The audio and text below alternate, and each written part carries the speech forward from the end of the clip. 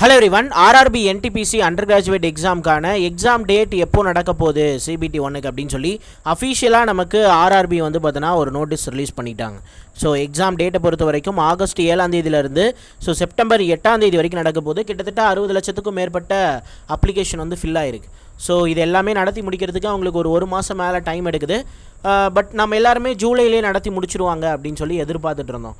But அவங்க வந்து பார்த்தோன்னா ஆகஸ்ட்டில் தான் வந்து எக்ஸாமை ஸ்டார்ட் பண்ணுறாங்க. ஸோ இது ஒரு விதத்தில் வந்து கிராஜுவேட்டை மிஸ் பண்ணவங்களுக்கு அண்டர் கிராஜுவேட் வந்து ஒரு மாதம் தள்ளி போயிருக்கிறது ஒரு நல்ல வாய்ப்பு. ஸோ கிராஜுவேட்டில் எங்கெங்கெல்லாம் லேக் ஆனீங்க அப்படிங்கிறத கண்டுபிடிச்சி ஸோ அதை எல்லாமே இம்ப்ரூவ் பண்ணி அண்டர் கிராஜுவேட் எக்ஸாமை பெட்டராக கொடுக்கறதுக்கு ஸோ இது வந்து பார்த்தோன்னா ஒரு பெஸ்ட்டான டைமாக இருக்கும். ஸோ இந்த எக்ஸாம் சரியா. ஸோ அண்டர் கிராஜுவேட் எக்ஸாம் வந்து பார்த்தோன்னா 7ஆம் தேதி ஸ்டார்ட் ஆகுதா, ரைட். ஸோ இன்னையிலேருந்து பார்த்தோன்னா கிட்டத்தட்ட நமக்கு ஒரு 35 நாள் இருக்கும் சரியா. ஸோ 35 நாள் இருக்கும். ஸோ இந்த 35 நாள் வந்து நீங்கள் தெளிவாக உங்களுடைய வீக் ஏரியாவை ஃபோக்கஸ் பண்ணி இம்ப்ரூவ் பண்ணிங்க அப்படின்னா கண்டிப்பாக அண்டர் கிராஜுவேட் எக்ஸாமோட சிபிடி 1 கிளியர் பண்ணிடலாம். ஸோ கிளியர் பண்ணிவிட்டால் அடுத்ததாக சிபிடி 2க்கு குறைஞ்சது ஒரு 2-3 மாதம் இருக்கும். ஸோ அதனால் பயப்பட தேவையில்ல. ஸோ நல்லாவே ப்ரிப்பேர் பண்ணி எக்ஸாமை கிளியர் பண்ணி வேலைக்கு போகிறதுக்கான சான்ஸ் இப்போ வரைக்கும் இருக்குது சரியா. கிராஜுவேட்டை ஸோ கிட்ட வந்து மிஸ் பண்ணவங்களுக்கு இது வந்து ஒரு நல்ல சான்ஸ் தான். ஸோ அதனால் அண்டர் கிராஜுவேட்டை நல்லா ஃபோக்கஸ் பண்ணுங்கள். ஜிகேயில் அதுவும் கரண்ட் அஃபேர்ஸ் தான் வந்து பார்த்தோன்னா நமக்கு அதிகமான கொஷின் கிராஜுவேட்டில் வந்திருந்தது. ஸோ அப்போ கரண்ட் அஃபேர்ஸ் வந்து நீங்கள் நல்லா ஃபோக்கஸ் பண்ணிங்கன்னா ஸோ கிராஜுவேட்டில் மிஸ் பண்ணதை அண்டர் கிராஜுவேட்டில் ஓவர் கம் பண்ணிடலாம். ஸோ புரியுதில்லை நான் என்ன சொல்கிறேன்னு, ரைட். ஸோ இப்போ ஆஸ் யூஷுவல் கிராஜுவேட் எக்ஸாம் அப்போ என்னென்ன டீட்டெயில்ஸ்லாம் சொன்னாங்களோ ஸோ அதே தான். ஸோ இப்போ வந்து பார்த்தீங்கன்னா உங்களுக்கு என்றைக்கு எக்ஸாம் நடக்குதோ அதுலேருந்து 4 நாளைக்கு முன்னாடி தான் ஹால் டிக்கெட் ரிலீஸ் பண்ண போகிறாங்க. அதே மாதிரி 10 நாளைக்கு முன்னாடி தான் எக்ஸாம் சிட்டி எங்கே இருக்குது, டேட் என்னைக்கு அப்படின்ற மாதிரி இன்டிமேஷன் அப்படிங்கிறத கொடுக்க போகிறாங்க சரியா. So exam city intimation slip வரும் இல்லையா. ஸோ அது வந்து 10 நாளைக்கு முன்னாடி ஆஸ் யூஷுவல். அதே மாதிரி 4 நாளைக்கு முன்னாடி உங்களுக்கு ஹால் டிக்கெட் அப்படிங்கிறது வந்துடும். ஸோ கிளியராக புரியுதா? ஸோ அப்புறம் என்ன கொடுத்துருக்கோம் அப்படின்னா அதான் ஆஸ் யூஷுவல் ஆதார் பயோமெட்ரிக் இந்த வெரிஃபிகேஷன் பண்ணுவாங்க. ஸோ அதனால் ஆதார் கார்டு எடுத்துக்கணும். அதில் வந்து பார்த்தீங்கன்னா லேட்டஸ்ட்டாக வந்து நம்ம என்ன பண்ணணும், நம்மளுடைய பயோமெட்ரிக்கை அப்டேட் பண்ணணும் அப்படின்ற மாதிரி சொல்லியிருப்பாங்க. தென் அது மட்டும் இல்லாமல் நம்ம வந்து பார்த்தோன்னா அந்த ஆதார் கார்டை அன்லாக் பண்ணணும் அப்படின்ற மாதிரி கொடுத்துருக்காங்க சரியா. ஸோ மற்றபடி எல்லாமே ஆஸ் யூஷுவல் தான். ஸோ யாராவது ஒரு ஃபேக் ப்ராமிஸ் பண்ணி உங்களுக்கு வேலை வாங்கி தரேன் அப்படின்னு சொல்கிறாங்கன்னா அதெல்லாம் நம்ப வேணாம் அப்படின்ற மாதிரி கொடுத்துருக்காங்க. ஸோ இது வந்து ஒரு நல்ல சான்ஸ். ஸோ திரும்ப சொல்கிறேன், தயவு செஞ்சு நல்லா யூஸ் பண்ணிக்கோங்க. கிராஜுவேட்டில் நீங்கள் வந்து பார்த்தோன்னா ஒரு 60 எபோவ் இருக்கீங்க அப்படின்னா கண்டிப்பாக நீங்கள் வந்து அண்டர் கிராஜுவேட் கிளியர் பண்ண முடியும் சரியா. ஸோ கிராஜுவேட்டில் உங்களோட ரா ஸ்கோர் வந்து 60க்கு மேலே இருக்குன்னா நீங்கள் இந்த ஒரு மாதம் ப்ராப்பராக நீங்கள் ப்ரிப்பேர் பண்ணிங்க அப்படின்னா கண்டிப்பாக உங்களால் அண்டர் கிராஜுவேட்டோட சிபிடி 1 கிளியர் பண்ண முடியும். கிளியர் பண்ணிட்டீங்கன்னா அடுத்து ஒரு 2-3 மாதம் கிடைக்கும். ஸோ அதுக்குள்ளார நீங்கள் எக்ஸாமை கிளியர் பண்ணுற லெவலுக்கு உங்களை நீங்கள் இம்ப்ரூவ் பண்ணிக்கலாம் சரியா. ஸோ ஆல்ரெடி நான் RRB NTPC last 45 days GK strategy, maths strategy, reasoning ஸ்ட்ராட்டஜின்னு 3க்குமே தனித்தனியாக ஒரு வீடியோ போட்டிருந்தேன். ஸோ அந்த வீடியோவில் நான் என்ன சொல்லியிருக்கணும் அதை A to Z இப்போ இந்த கேப் 30-35 நாள் ஃபாலோ பண்ணுங்கள். கண்டிப்பாக கிராஜுவேட்டில் நீங்கள் மிஸ் பண்ணியிருந்தீங்க, ஒரு 60 மார்க் பக்கமாக வந்து மிஸ் பண்ணிட்டீங்க சரியா. ஒரு 50 to 60 மிஸ் பண்ணியிருக்கீங்க அப்படின்னா ஸோ நீங்கள் ஜிகே, மேத்ஸு, அதே மாதிரி ரீசனிங்கு ஸோ இதில் நான் சொல்லியிருக்கிறத மட்டும் நீங்கள் இம்ப்ரூவ் பண்ணிங்கன்னா கண்டிப்பாக உங்களோட ஸ்கோர் வந்து டிராஸ்டிக்காக இம்ப்ரூவ் ஆகி அண்டர் கிராஜுவேட் எக்ஸாமை மிஸ் பண்ணாமல் கிளியர் பண்ணிடலாம் சரியா. ஸோ ஜிகேவை பொறுத்த வரைக்கும் இதில் நான் வந்து பார்த்தோன்னா ஒரு 45 நாளைக்கு ஷெடியூலே கொடுத்துருப்பேன் சரியா. ஸோ அதில் நான் என்னென்ன டாபிக் எப்பப்போ படிக்கணும் அப்படின்னு சொல்லியிருக்கணும். அதை அப்பப்போ படித்து முடிச்சிட்டிங்க அப்படின்னா கண்டிப்பாக ஜிகேயில் உங்களுக்கு லேகே ஆகாது. மேத்ஸ், ரீசனிங் உங்களுக்கு பிரச்சனை இல்லை, ஜிகே தான் பிரச்சனைனா இதில் நான் லிஸ்ட் அவுட் பண்ணியிருக்க டாபிக்ஸை மட்டும் இந்த 30 டேஸ் வந்து ப்ரிப்பேர் பண்ணுங்கள் சரியா. இதை படித்தாலே உங்களால் மேக்ஸிமம் ஸ்கோர் அப்படிங்கிறத பண்ண முடியும். ஸோ ஆக்சுவலாக இந்த ஸ்ட்ராட்டஜி வீடியோ வந்து நான் மே மந்த்லேயே கொடுத்துருப்பேன். தென் அதே மாதிரி நம்ம இப்போ June 5 and 6 ரெண்டையும் பேஸ் பண்ணி நான் ஒரு ஜிகே மோஸ்ட் இம்பார்ட்டன்ட் டாபிக்னு சொல்லி ஒரு அனலைசிஸ் வீடியோ போட்டிருந்தேன். ஸோ அந்த வீடியோவில் நான் என்ன சொல்லியிருக்கணும், அதாவது இந்த என்டிபிசி கிராஜுவேட்டில் என்னென்ன டாபிக்லாம் நான் வந்து வரும்னு சொல்லியிருந்தனோ அது எல்லாமே வந்திருக்கு சரியா. ஸோ இந்த வீடியோவில் நான் என்னென்னலாம் வரும்னு சொன்னனோ அது எல்லாமே வந்திருக்கு. ஸோ அப்போ இதுதான் வந்து பார்த்தோன்னா இம்பார்ட்டண்டான டாப்பிக்கு. ஸோ அதனால் இதை ஃபஸ்ட்டு கவர் பண்ணுங்கள் சரியா. ஸோ இந்த 30 நாள் நீங்கள் சரியாக இதில் இருக்கக்கூடியதை எவ்வளோ மேக்ஸிமமாக இப்போ உங்களுக்கு 7ஆம் தேதி தான் எக்ஸாம்னு கிடையாது. ஸோ இதில் இருக்க ஆர்டரில் நீங்கள் படிச்சுட்டே வாங்க, கண்டிப்பாக உங்களால் வந்து நிறைய ஸ்கோர் பண்ண முடியும் சரியா. ஸோ ஒரே ஒரு இம்பார்ட்டண்டான விஷயம் என்ன அப்படின்னா ஸோ இதில் பொறுத்த வரைக்கும் கரண்ட் அஃபேர்ஸ் வந்து நான் டாப் 100 மட்டும் படிங்க போதும் அப்படின்ற மாதிரி சொல்லியிருப்பேன். இப்போயே நான் என்ன சொல்கிறேன்னா டாப் 100 மட்டும் பாருங்கள். பட் ஆனால் லாஸ்ட் 1 இயருக்கு எடுத்துக்கோங்க. ஸோ இந்த ஷெடியூலில் வந்து லாஸ்ட்டாக நான் வந்து கொடுத்துருப்பேன். சரியா? ஸோ லாஸ்ட்டாக வந்து ஒரு 10 நாள் படிங்க போதும் அப்படின்ற மாதிரி கொடுத்துருப்பேன். பட் ஆனால் இப்போ கிராஜுவேட்டில் கரண்ட் அஃபேர்ஸோட வெயிட்டேஜ் வந்து வேறு லெவலில் இருக்குது. சரியா? ஸோ ரொம்ப அதிகமாகவே இருக்குது. ஸோ 10 கொஷின் கேட்குறான்னா அதில் நீங்கள் 5 கொஷினாவது அட்லீஸ்ட் அடிச்சாகணும்னா ஸோ கரண்ட் அஃபேர்ஸ்க்கு டெய்லி 1 மணி நேரம் அப்படின்ற மாதிரி பிரிச்சுக்கோங்க. சரியா? டெய்லி 1 ஹவர் பிரித்து கரண்ட் அஃபேர்ஸ் வந்து டாப் 100 கடைசி ஒரு வருஷத்துக்கு திரும்ப கம்மியாக படித்தாலும் அதை அதிக தடவை ரிப்பீட்டடாக ரிவிஷன் பண்ணிங்க அப்படின்னாலே போதுமானது. சரியா? இந்த டைமில் வந்து எல்லாமே படிக்கணும் ப்ரெஷர் ஆகிக்காதீங்க. டாப் 100 மட்டும் படிங்க. ஸோ அதுக்கான பிடிஎஃப் எல்லாமே நம்மளுடைய டெலகிராம் சேனலில் கொடுத்துருப்பேன். ஸோ அதெல்லாமே நீங்கள் ரெஃபர் பண்ணிக்கலாம். சரியா? இந்த வீடியோ பார்த்தீங்கன்னா உங்களுக்கு என்ன ஏது அப்படிங்கிற அந்த ஒரு கிளாரிட்டி அப்படிங்கிறது கிடச்சிடும். ஸோ இதுக்கான லிங்க் நான் டிஸ்கிரிப்ஷனில் கொடுக்குறேன். இதை அப்படியே ஃபாலோ பண்ணுங்கள். கண்டிப்பாக அண்டர் கிராஜுவேட் எக்ஸாம் கிளியர் பண்ணலாம். ஜிகேக்கு நான் ஏன் திரும்ப சொல்கிறேன்னா ஜிகே வந்து ரொம்ப இம்பார்ட்டன்ட். சரியா? ஸோ அதுதான் வந்து உங்களுடைய வேலையை டிசைட் பண்ண போகுது. ஸோ 60-50 மார்க்கில் இருக்கீங்கன்னா அதுலேருந்து 70-80 மார்க்குக்கு மாறணும்னா ஜிகே படித்து தான் ஆகணும். ஸோ வேறு வழி கிடையாது. 70-80 எடுக்காமல் நம்மளால் கிளியர் பண்ண முடியுமா அப்படிங்கிறது ஒரு கொஷின் மார்க் தான்.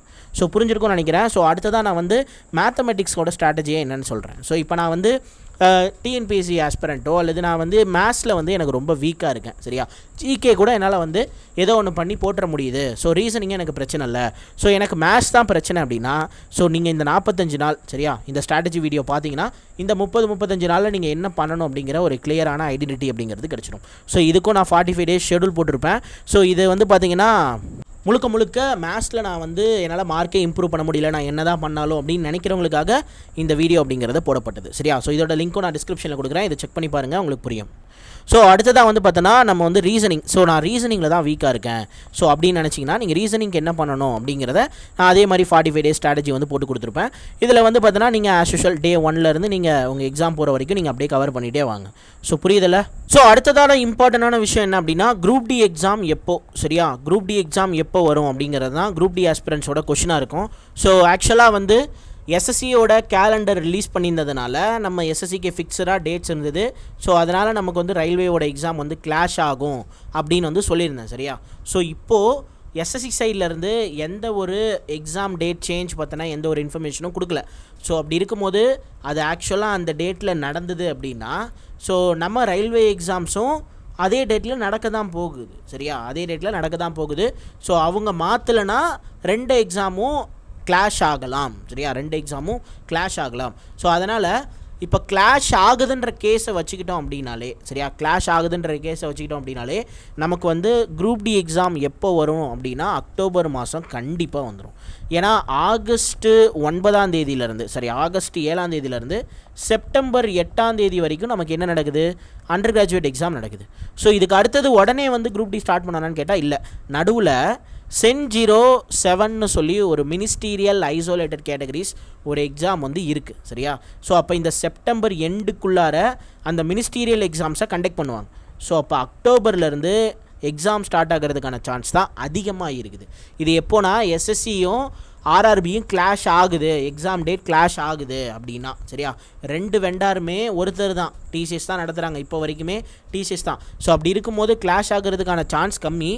எய்தர் ஒன்று எஸ்எஸ்சியோட டேட் தள்ளி போகலாம், இல்லைனா எஸ்எஸ்சியோட வெண்டார் வேறு யாராவது இருக்கலாம். ஸோ கண்டிப்பாக வந்து எக்ஸாம் இப்போ ஆர்ஆர்பி வந்து இந்த டேட்டில் நடக்குதுன்னு சொல்லிட்டா அப்போ அந்த டேட்டில் நடக்க போகுது. எஸ்எஸ்சியோட டேட் மாறுனுச்சுன்னா நமக்கு குரூப் டி எக்ஸாம் இன்னும் கொஞ்சம் தள்ளி போகிறதுக்கான சான்ஸ் இருக்குது. எஸ்எஸ்சி டேட் மாறல, அதே டேட் தான் ஃபிக்ஸ் பண்ணியிருக்காங்கன்னா ஸோ நமக்கு கண்டிப்பாக குரூப் டி எக்ஸாம் வந்து அக்டோபரில் நடக்கிறதுக்கு தான் சான்ஸ் அதிகம். ஸோ அக்டோபர் அண்ட் நவம்பர் கிட்டத்தட்ட இது வந்து பார்த்தோன்னா ஒரு கோடி பேருக்கு மேலே அப்ளை பண்ணியிருக்கிறதுனால ஸோ நமக்கு வந்து ஒரு 2 மாதம் எக்ஸாம் நடக்கும். சரியா? 60 நாள் 50-60 நாள் எக்ஸாம் வந்து நடக்கும். ஸோ அக்டோபர் அண்ட் நவம்பர் 2 மாதமும் நமக்கு எக்ஸாம் நடக்கும். சரியா? இப்போ இருக்கிறத வச்சு சரியா ஸோ இப்போ இருக்கிற ரயில்வேவோட நடவடிக்கைகளை வச்சு நம்ம என்ன ஜட்ஜ் பண்ணுறோன்னா கண்டிப்பாக அவன் அக்டோபர் நவம்பர் 2 மாதம் வந்து குரூப் டி எக்ஸாமை நடத்தி முடிக்க போகிறான் இதே ஸ்பீடில் போனான் அப்படின்னா. ஸோ இப்போ ஆல்ரெடி கோர்ட் கேஸ் இருந்ததே, அது என்ன ஆச்சு அப்படின்னா இப்போ ஜூலை 26 தான் தெரியும். ஸோ ஜூலை 26ல் நமக்கு வந்து கோர்ட் கேஸை பற்றின அப்டேட் தெரியும். ஸோ அதில் மேபி ஏதாவது டிலே ஆனிச்சுன்னா இன்னும் கொஞ்சம் தள்ளி போகிறதுக்கான சான்ஸ் இருக்குது. சரியா? ஸோ பட் ஆனால் அது ஷூராக சொல்ல முடியாது. மேபி இந்த ஹியரிங்கில் எல்லாமே முடிச்சிடுவாங்க. சரியா? ஸோ அப்படி முடித்தாங்கன்னா கண்டிப்பாக அக்டோபரில் எக்ஸாம்.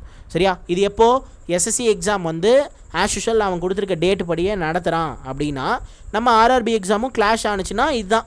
ஸோ அப்போ ஆர்ஆர்பி நடக்கிறதுனால எஸ்எஸ்சி சப்போஸ் டேட்டை தள்ளி வச்சாங்கன்னா ஸோ இதுவும் இன்னும் தள்ளி போகிறதுக்கான சான்ஸ் இருக்குது.